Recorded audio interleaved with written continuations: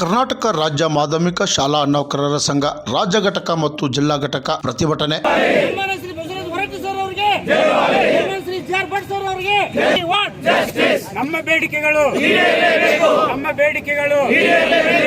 ಕರ್ನಾಟಕ ರಾಜ್ಯ ಶಿಕ್ಷಣ ಇಲಾಖೆಯಿಂದ ಅನುದಾನಿತ ಶಿಕ್ಷಣ ಸಂಸ್ಥೆಗಳಿಗೆ ಬೇರೆ ಬೇರೆ ಆದೇಶಗಳನ್ನು ಹೊರಡಿಸುವುದರಿಂದ ಅನುದಾನಿತ ಶಿಕ್ಷಣ ಸಂಸ್ಥೆಗಳು ಮುಚ್ಚುವ ಹಂತವನ್ನು ತಲುಪುತ್ತಿವೆ. ಕರ್ನಾಟಕ ರಾಜ್ಯ ಮಾಧ್ಯಮಿಕ ಶಾಲಾ ನೌಕರರ ಸಂಘ ರಾಜ್ಯ ಘಟಕ ಹುಬ್ಬಳ್ಳಿ ಹಾಗೂ ಜಿಲ್ಲಾ ಘಟಕ ಧಾರವಾಡ ವತಿಯಿಂದ ಇವತ್ತು ನಮ್ಮೆಲ್ಲ ಧಾರವಾಡ ಜಿಲ್ಲೆಯ ಸಮಸ್ತ ಶಿಕ್ಷಕ ಬಂಧು ಭಗಿನಿಯರು ಬಂದಿದ್ದಾರೆ. ಕಾರಣ ಇಷ್ಟೇ, ನಮ್ಮನ್ನ ಗಣ ಸರ್ಕಾರ ಬೀದಿಗಿಳಿಸಿದೆ. ಅನುದಾನಿತ ಶಾಲಾ ಶಿಕ್ಷಣ ಸಂಸ್ಥೆಗಳು ಇತಿಹಾಸವನ್ನು ನೋಡಿದಾಗ ಸರ್ಕಾರಿ ಶಾಲೆಗಳು ಇಲ್ಲದೇ ಇರುವಂತಹ ಸ್ಥಿತಿ ಇದ್ದಾಗ ಎಲ್ಲಾ ಅನುದಾನಿತ ಶಾಲೆಗಳು ಎಲ್ಲಾ ಇಡೀ ರಾಜ್ಯಾದ್ಯಂತ ಮಕ್ಕಳಿಗೆ ಶಿಕ್ಷಣವನ್ನ ನೀಡುತ್ತಾ ಬಂದಿವೆ. ಅಂತಹ ಒಂದು ಪರಿಸ್ಥಿತಿಯಲ್ಲಿ ಈಗ ಸದ್ಯಕ್ಕೆ ನಮ್ಮ ಅನುದಾನಿತ ಶಿಕ್ಷಣ ಸಂಸ್ಥೆಗಳನ್ನ ಯಾವ ಮಟ್ಟಕ್ಕೆ ತಂದಿದ್ದಾರೆ ಅಂದ್ರೆ, ಹುದ್ದೆಗಳನ್ನ ತುಂಬಾ ಪರ್ಮಿಷನ್ ಕೊಡಲ್ಲ, SSLC ಫಲಿತಾಂಶವನ್ನ ಮುಂದಿಟ್ಬಿಟ್ಟು ಶಿಕ್ಷಕರಿಗೆ ತೊಂದರೆ ಕೊಡೋದು, ಇನ್ನು ಏನು ಹಲವಾರು ಸಮಸ್ಯೆಗಳನ್ನ ಮುಂದಿಟ್ಟು ಶಿಕ್ಷಣ ಸಂಸ್ಥೆಗಳನ್ನ ಮುಚ್ಚುವಂತಹ ಹುನ್ನಾರ ಈ ಸರ್ಕಾರ ಮಾಡ್ತಾ ಇದೆ.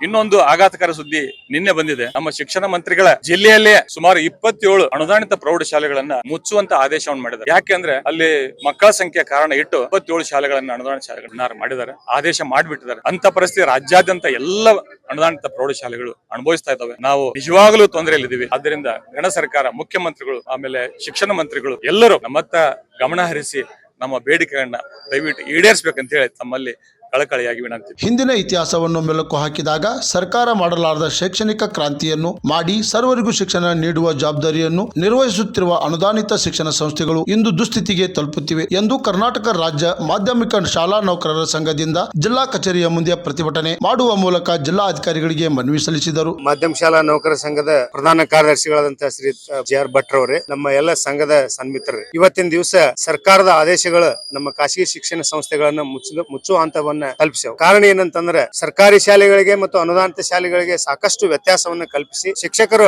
ನೆಮ್ಮದಿಯಿಂದ ಪಾಠ ಮಾಡುವಂತಹ ಒಂದು ವಾತಾವರಣವನ್ನ ಸಂಪೂರ್ಣವಾಗಿ ಹಾಳುಗೆಡುವರು. ವಿಶೇಷವಾಗಿ ಏನಂತಂದ್ರೆ, ಮಕ್ಕಳು ಶಾಲೆ ಬಿಟ್ಟಂತ ಮಕ್ಕಳು 1ನೇ ತರಗತಿಯಿಂದ 8ನೇ ತರಗತಿ ಏನು ತಿದ್ದುಪಡಿ ಮಾಡ್ಯಾರ, ಯಾವ ಮಕ್ಕಳನ್ನು ಕೂಡ ಫೇಲ್ ಮಾಡಬಾರದು. 1 to 14 1ರಿಂದ 14 ವರ್ಷದ ಮಕ್ಕಳಿಗೆ ಫೇಲ್ ಮಾಡಬಾರ್ದು ಅಂತ ಏನ್ ರೂಲ್ಸ್ ತಂದ್ರಲ್ಲಿ ಇವರು. ಮೂಲಾಕ್ಷರಗಳ ಬರಲಾರಂತ ಮಕ್ಕಳನ್ನ ತೊಗೊಂಬಂದು 8ಕ್ಕೆ ಅಡ್ಮಿಷನ್ ತೊಗೊಂಡ್ರೆ ನಾವು SLC ರಿಸಲ್ಟ್ ಮಾಡಂದ್ರೆ ಎಲ್ಲಿದೆ ಮಾಡ್ಬೇಕು? ಮಕ್ಕಳಿಗೆ ಮೂಲಾಕ್ಷರ ಬರೋದಿಲ್ಲ, ಸರಳ ಗಣಿತ ಬರೋದಿಲ್ಲ, ಓದ್ಲಿಕ್ಕೆ ಬರೋದಿಲ್ಲ, ಬರೀಲಿಕ್ಕೆ ಬರೋದಿಲ್ಲ. 1ರಿಂದ 7ನೇತಿಗೆ ಅವ್ರಿಗೆ ಪವರ್ ಕೊಡ್ರಿ. ನೀವು ಪ್ರಾಥಮಿಕ ಶಾಲಾ ಶಿಕ್ಷಕರಿಗೆ ಯಾವ ಮಕ್ಕಳು ಅಯೋಗ್ಯ ಇರ್ತಾರ, ಕಲೀಲಿಕ್ಕೆ ಅಯೋಗ್ಯ ಇರ್ತಾರ, ಅವ್ರನ್ನ ಫೇಲ್ ಮಾಡ್ತಕ್ಕಂತ ಅಧಿಕಾರ ಪ್ರೈಮರಿ ಅವ್ರಿಗೆ ಕೊಡ್ರಿ. ಎಲಿಜಿಬಲ್ ಇದ್ದಂತ ಮಕ್ಕಳಿಗೆ 8ಕ್ಕೆ ಕೊಡ್ರಿ, ನೀವು ಪ್ರಮೋಟ್ ಮಾಡ್ರಿ.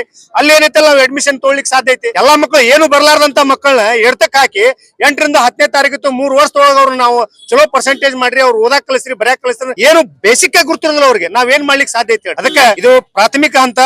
ನಮ್ಮ ಮಾಧ್ಯಮಿಕ ಶಾಲಾ ನೌಕರ ಸಂಘದಿಂದ ಮುಂದಿನ ದಿನಗಳಲ್ಲಿ ಅತ್ಯಂತ ಉಗ್ರವಾದಂತಹ ಹೋರಾಟವನ್ನ ಮಾಡ್ತೇವೆ.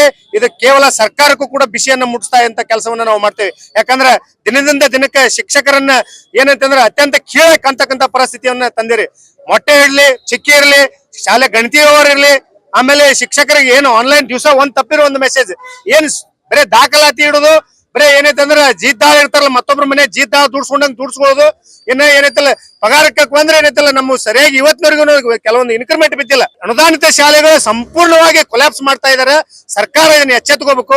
ಶಿಕ್ಷಣ ಮಂತ್ರಿಗಳು ಏನೈತಂದ್ರೆ ಇದ್ರ ಬಗ್ಗೆ ತೀಕ್ಷ್ಣವಾದಂತ ನಿಗಾ ಇರಿಸಬೇಕು. ಅಲ್ಲಿ AC ಆಫೀಸ್ನಾಗ ಯಾರೋ IAS ಆಫೀಸರ್ ಕುತ್ಕೊಂಡು ಕಾನೂನುಗಳನ್ನ ಮಾಡ್ತಾರ ಅಂತ ತೊಗೊಂಬಂದ್ ನೀವು ಜಾರಿಗೆ ಮಾಡಿದ್ರೆ ಇಲ್ಲಿ ಅನುಭವಿಸ್ತಕ್ಕಂಥವ್ರು ಶಿಕ್ಷಕರ. ಅದಕ್ಕೆ ದಯವಿಟ್ಟು ಮಾಧ್ಯಮದ ಮುಖಾಂತರ ನಾವು ಒತ್ತಾಯವನ್ನು ಏನ್ ಮಾಡ್ತೇವೆ ಅಂತಂದ್ರೆ, ಸರ್ಕಾರಕ್ಕೆ ಇಂತಹ ಅನಿಷ್ಟ ನೀತಿಗಳನ್ನ ಕೈ ಬಿಡ್ರಿ. ಇಲ್ಲ ಅಂತಂದ್ರೆ ಸಂಘಟನೆಗಳು, ಎಲ್ಲಾ ಸಂಘಟನೆಗಳು, ಕೇವಲ ನಮ್ಮ ಸಂಘಟನೆ ಅಲ್ಲ, ರಾಜ್ಯಾದ್ಯಂತ ಎಷ್ಟು ಸಂಘಟನೆಗಳು, ಎಲ್ಲಾ ಸಂಘಟನೆಗಳು ಕೂಡಿ ಒಕ್ಕೂರ್ಲಿಂದ ನಾವು ಹೋರಾಟವನ್ನ ಮಾಡಿ ಬೀದಿಗೆ ಇಡೀ ಏನೈತಂದ್ರೆ ಒಂದು ಉಗ್ರವಾದಂತ ಹೋರಾಟವನ್ನ ನಾವು ಮಾಡ್ತೇವೆ ಅಂತ ಒಂದು ಸಂದೇಶವನ್ನ ನಾ ಈ ಮುಖಾಂತರ ತಮಗೆ ನೀಡ ಬಯಸ್ತೇನೆ. ಮಾಧ್ಯಮಿಕ ಶಾಲಾ ನೌಕರರ ಸಂಘದ ವತಿಯಿಂದ ಇವತ್ತಿನ ದಿವಸ ನಾವು ಮನವಿ ಕೊಡತಕ್ಕಂತ ಒಂದು ಕಾರ್ಯವನ್ನ ಮಾಡ್ತಾ ಇದ್ದೀವಿ. ಸರ್ಕಾರ 30/5/2025 ಒಂದು ಆದೇಶ ಹೊರಡಿದೆ. ಯಾವ ಶಾಲೆಯಲ್ಲಿ 60% ಕಡಿಮೆ ಪರ್ಸೆಂಟೇಜ್ ಆಗ್ತದೆ ಅವರ ಆ ಶಾಲೆಗೆ ವೇತನ ಅನುದಾನವನ್ನು ನಿಲ್ಲಿಸುವುದು, 50% ಕಡಿಮೆ ಇದ್ದಂತಹ ಶಿಕ್ಷಕರಿಗೆ ಇನ್ಕ್ರಿಮೆಂಟ್ ಕೊಡದೆ ಅವರ ವೇತನವನ್ನು ನಿಲ್ಲಿಸತಕ್ಕಂತ ಆದೇಶ ಹೊರಡಿಸಿದ್ದಾರೆ. ನಾನು ಸರ್ಕಾರಕ್ಕೆ ಕೇಳ್ತಾ ಇದ್ದೀನಿ, ಮೂಲಭೂತ ಸೌಕರ್ಯವನ್ನ ಶಾಲೆಗಳಿಗೆ ಒದಗಿಸಿದೆ. ಮೂಲಭೂತ ಸೌಕರ್ಯ ಅಂದ್ರೆ ಏನು?